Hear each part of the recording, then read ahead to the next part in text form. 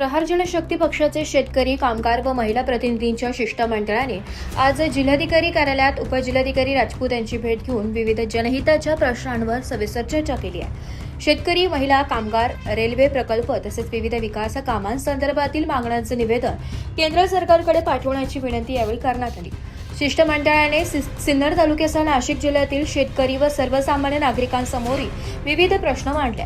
परिसरातील विकास कामांना गती देणे, रेल्वे प्रकल्पाचा पाठपुरावा करणे, महिलांच्या प्रश्नांवर प्रभावी उपाययोजना करणे तसेच रोजगार निर्मितीसाठी मोठे अवजड उद्योग जिल्ह्यात आणण्याची मागणी यावेळी करण्यात आली।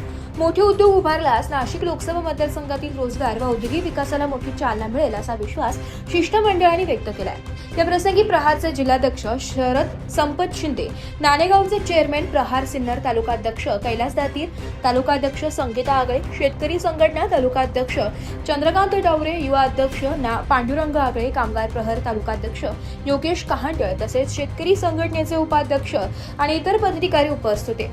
मागण्यांवर तातडीने सकारात्मक निर्णय न झाल्यास जिल्हाधिकारी कार्यालयासमोर उपोषण आंदोलन छेडण्यात येईल असा इशाराही प्रहारच्या पदाधिकाऱ्यांनी दिला। तसेच न्याय न मिळाल्यास संपूर्ण जिल्हाभर जनजागृती मोहीम राबवून तीव्र आंदोलन करण्यात येईल असा निर्धार शिष्टमंडळाने व्यक्त केला। यावेळी प्रशासनाने निवेदन स्वीकारून संबंधित मागण्या केंद्र सरकारकडे पाठवण्याबाबत आवश्यक कार्यवाही करण्याचे आश्वासन दिल्याची माहिती प्रहारच्या पदाधिकाऱ्यांनी केली आहे। ब्युरो रिपोर्ट, नाशिक लोकशाही न्यूज, नाशिक।